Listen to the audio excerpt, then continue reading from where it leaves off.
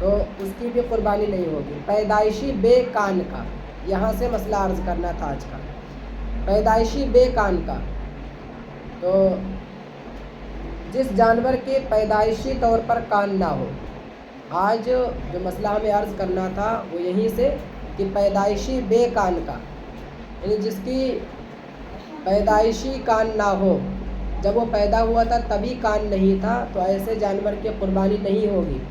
پیدائشی بے سینگ کا ہو تو اس کی قربانی ہو جائے گی۔ یہ دونوں میں فرق سمجھنا کہ پیدائشی بے سینگ کا ہو، اگر اسے سینگ نہ ہو جب پیدا ہوا تھا تو اس کی ہو جائے گی، اور پیدائشی بے کان کا ہے تو اس کی نہیں ہوگی۔ کچھ بکرے ایسے ہوتے ہیں جن کے چھوٹے چھوٹے کان ہوتے ہیں، تو چھوٹے چھوٹے بھی کان اگر ہیں تب بھی ہو جائے گی، یہ چھوٹے چھوٹے بھی کان شمار کیے جائیں گے کہ وہ کان ہے۔ اگر کسی کے کان ہے ہی نہیں بالکل جب پیدا ہوا تھا اور 1 سال کا ہو گیا کان آئے ہی نہیں، تو پھر پیدائشی بے کان کا جو ہو، پیدا ہوا تھا تبھی کان نہیں تھے تو اس کی قربانی نہیں ہوگی۔ سمجھ میں آ گیا؟ اس کے بعد میں بیمار اور خنثی، بیمار کی اتنی بیماری ہو کہ چل پھر نہ سکتا ہو تو اس کی قربانی نہیں ہوگی۔ خنثی مطلب جس کی دونوں نشانیاں ہوں، یعنی جو مذکر مؤنث دونوں ہو، جس کے اندر دونوں میل فیمیل جو دونوں ہو، ایسے جانور کی قربانی نہیں ہوگی۔ جلالہ جو صرف غلیظ کھاتا ہو، جلالہ ایک قسم کا جانور ہوتا ہے جو گندا کھاتا ہے، گندا کھانے والے جانور کی قربانی نہیں ہوگی۔ یہ تمام جو عیوب گنائے، ان تمام عیوب کو ایک مسئلے میں آپ اس طور پہ سمیٹو، اور دونوں پارٹ جو میں نے پارٹ 1 کل مسئلہ عرض کیا تھا، آج جو دوسرا پارٹ بتا رہا ہوں، دونوں پارٹ کے مسئلے کو آپ ایک مسئلے میں سمیٹ لو اس طور پہ کہ جب قربانی کا جانور کوئی خریدنے جائے تو وہ قربانی کے جانور کو آگے سے چیک کرنا شروع کریں کہ سب سے پہلے دیکھیں اس کی سینگ ٹوٹی ہوئی نہ ہو، آنکھ سے وہ کانا نہ ہو، آنکھ کے بعد کان دیکھیں، اس کے کان تہائی سے زیادہ کٹے ہوئے نہ ہوں، یعنی 3 انچ کا کان ہے تو 1 انچ سے زیادہ کٹا ہوا نہ ہو۔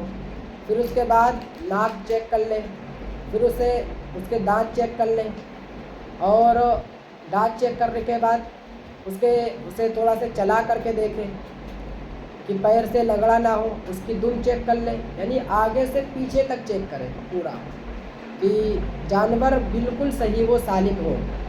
اسے آنکھ اس کی چیک کرنا ہے تو اس کے سامنے چارہ دکھائے، چارے کی طرف دیکھ کر کے وہ بڑھے تو سمجھ لو اس کی آنکھ ٹھیک ہے۔ اسے دانت چیک کرنا ہو تو دانت اسے کچھ چارہ کھلا کر کے چیک کرے، چارہ کھا لے تو سمجھ لو دانت صحیح ہے، چارہ کھا لیتا۔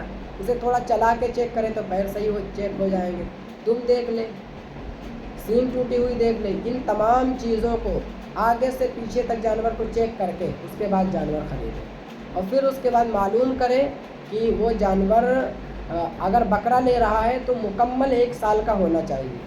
اگر 1 سال سے 1 دن بھی کم ہے، یہاں تک کہ 2 گھنٹے 1 گھنٹے بھی کم ہے تو قربانی نہیں ہوگی۔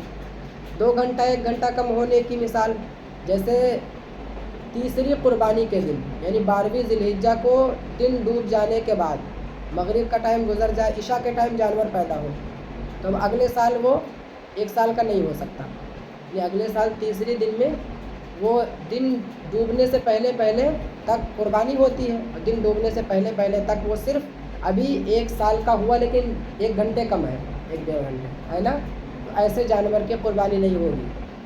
جو بکرا یا بکری 1 سال کی عمر سے اگر 1 گھنٹہ بھی کم ہے تو قربانی نہیں ہوگی۔ اسی طریقے سے بڑا جانور بھینسا بھینسی اگر 2 سال سے 1 گھنٹے بھی کم ہے تو قربانی نہیں ہوگی، ٹھیک ہے۔ اسی طرح اونٹ 5 سال کا ہے، 5 سال سے کم ہے تو اس کی قربانی نہیں ہوگی۔ اونٹ میں جو ہے 5 سال ہونا شرط ہے، بھینسا بھینسی میں جو ہے 2 سال ہونا، اور بکرا بکری میں 1 سال ہونا۔